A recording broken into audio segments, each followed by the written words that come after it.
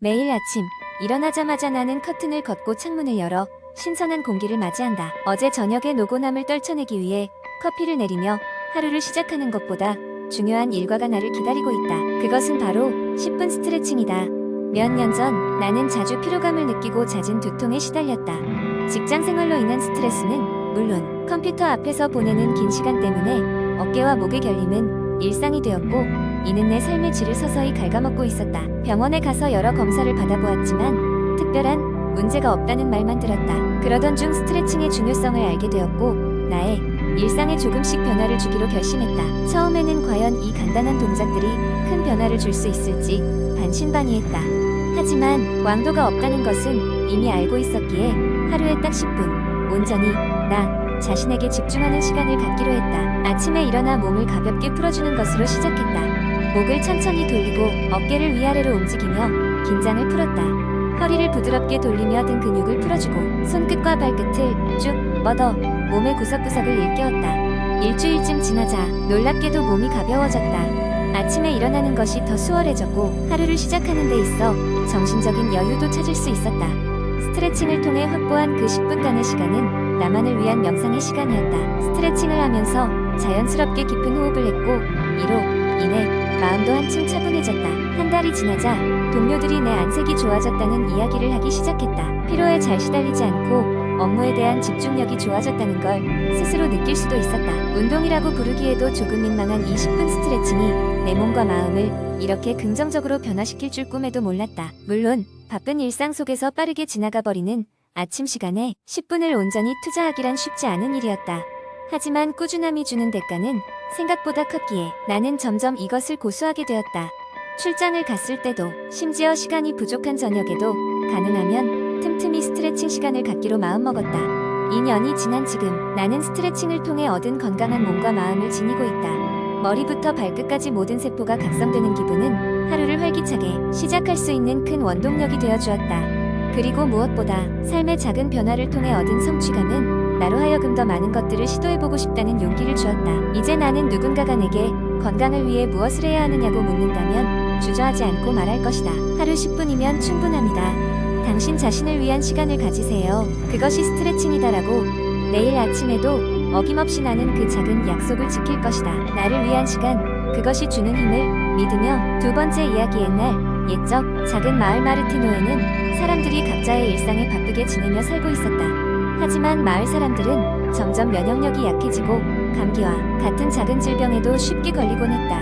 마을에서 가장 지혜로운 노인 테오도르스는 이 문제를 해결하기 위해 마을 회의를 소집했다. 테오도르스는 먼 옛날 전에 내려오는 전설을 사람들에게 얘기해 주었다. 그 전설에 따르면 저 멀리 에메랄드 숲 안에 있는 신비로운 열매가 면역 체계를 강화하는데 큰 도움을 준다고 했다. 그 열매는 강력한 항산화제와 비타민으로 가득 차 있어 사람들의 건강을 지켜준다는 것이었다. 하지만 숲은 마법의 생물들이 지키고 있어 아무나 들어갈 수가 없었다.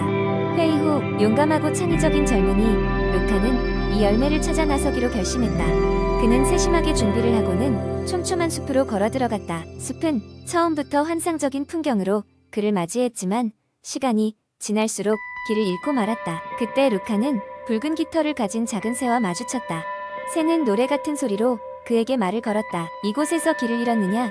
나는 레아라고 해. 너를 도와줄 수 있어. 루카는 딱히 다른 선택지가 없었기에 레아를 믿기로 했다. 레아는 루카를 신비로운 생물들이 지키고 있다는 불가사의한 열매가 숨겨져 있는 장소로 안내했다. 그 여정 내내 둘은 많은 시련을 겪었다. 따가운 가시 덤불을 지나치고 환영만 보여주는 마녀들을 이겨내며 수수께끼를 풀어 마침내 열매가 있는 곳에 도달했다. 열매는 황금빛으로 빛나고 있었으며 손에 올리자 그 무게가 수수께끼같이 매우 가벼웠다. 루카는 열매를 마을에 가져와 모든 사람들에게 나눠주었다.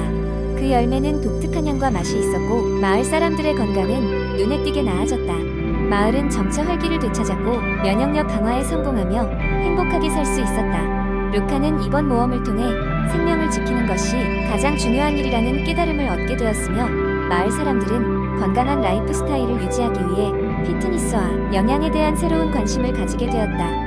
이런 행복한 이야기는 시간이 흘러도 마르티노 마을의 중요한 전설로 남아있다. 사람들은 언제나 말하곤 했다. 건강은 작은 열매에서 시작된다.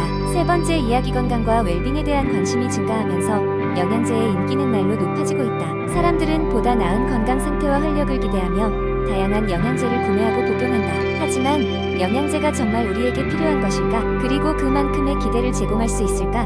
나아가 우리는 과다 복용의 위험을 운동이나 음식보다 경시하고 있는 것은 아닐까? 영양제의 주된 기능은 부족한 영양소를 공급하여 우리 몸의 기능을 최적화하는 데 도움을 주는 것이다. 비타민 D나 철분처럼 대부분의 사람들이 쉽게 부족해지기 쉬운 영양소에 대해 보충하는 것은 중요한 역할을 한다. 그러나 문제는 모든 사람들이 똑같은 필요 조건을 가지지는 않는다는 점이다. 많은 사람들이 필요 이상으로 영양제를 복용하며 때로는 유행이나 광고에 휘둘려 과도한 양을 섭취하기도 한다.